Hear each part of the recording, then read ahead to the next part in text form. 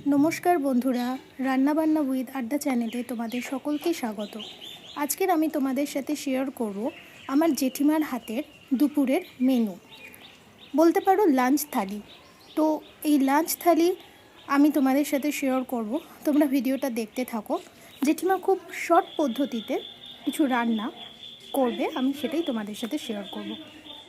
देखतेई पाচ্ছো একদিকে ডিম সিদ্ধ হচ্ছে, একদিকে ডাল সিদ্ধ হচ্ছে।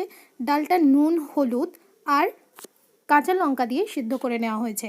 এবার সিদ্ধ করে নেওয়ার পর কড়ার মধ্যে সরষের তেল, পাঁচফোড়ন আর শুকনো লঙ্কা দিয়ে ডালটা সাঁতলিয়ে নেওয়া হলো। এবারে উচ্ছে আর আলু ভাজার জন্য উচ্ছে আর আলুতে নুন আর হলুদ মাখিয়ে নিয়ে রাখা হবে। তারপর কড়াতে সরষের তেল গরম করে আলুটা ছেড়ে দেওয়া হলো। আলুটা একটু নেড়ে চেড়ে নেওয়ার পরেই উচ্ছেগুলো দিয়ে দেওয়া হলো। তারপরে উচ্ছেটাও খানিকটা নেড়ে চেড়ে নেওয়ার পর উচ্ছে আর আলু একসাথে করে দিয়ে সেটাকে ভালো করে ভেজে নেওয়া হবে। বেশ লাল লাল করে ভেজে নেওয়ার পরেই উচ্ছে আর আলুটা তুলে নেওয়া হলো। এই যে আমার জেঠিমা, উনি এখন রান্না করছেন আর ভিডিও কলে কথা বলছেন। ভিডিও কলে আছে আমার দিদির শাশুড়ি এবং দিদির ছেলে।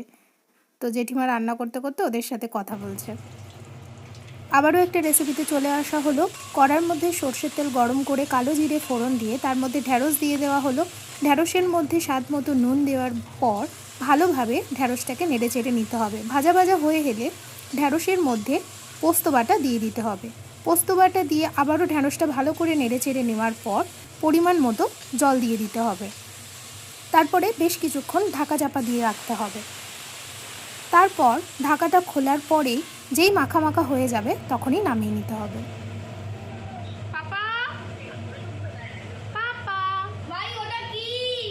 ইনি হলেন আমার দিদির শাশুড়ি আর এই হলো আমার দিদির ছেলে। এই হলো আমার আর এক ভাইপো, সে সব সময় আমার জেঠিমার সাথেই থাকে। এই যে এইদিকে ঢ্যাঁড়সটাও হয়ে গেছে। এই রেসিপিটার নাম ঢ্যাঁড়স পোস্ত। এবার হবে পাঁপড়ের তরকারি।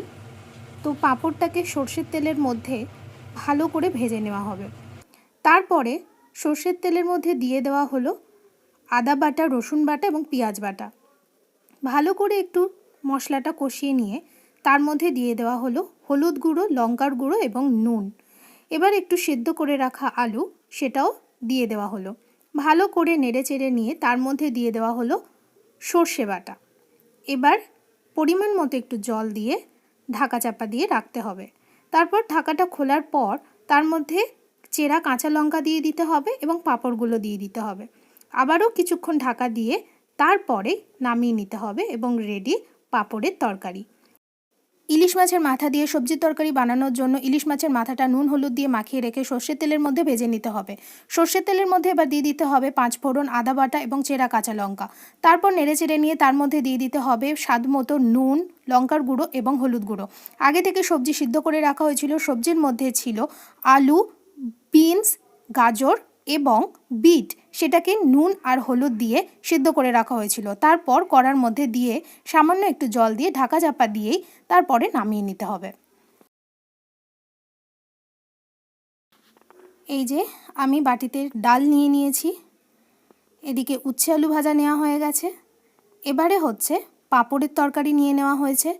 এই যে এখানে ঢ্যাঁড়স পোস্ত নিয়ে নেওয়া হয়েছে, মাছের মাথা দিয়ে তরকারি নিয়ে নেওয়া হয়েছে, আর এই হলো ডিমের তরকারি। ডিমের তরকারির রেসিপিটা আপনাদের সাথে শেয়ার করা হলো না, সেটার জন্য দুঃখিত। এই হলো আমার জেঠিমার হাতের লাঞ্চ থালি। খুব শর্ট পদ্ধতিতে রান্নাগুলো আপনাদের সাথে শেয়ার করা হলো। ভিডিওটা কেমন লাগলো লাইক করবেন এবং কমেন্ট করবেন, আর অবশ্যই আমার পাশে থাকবেন। ধন্যবাদ।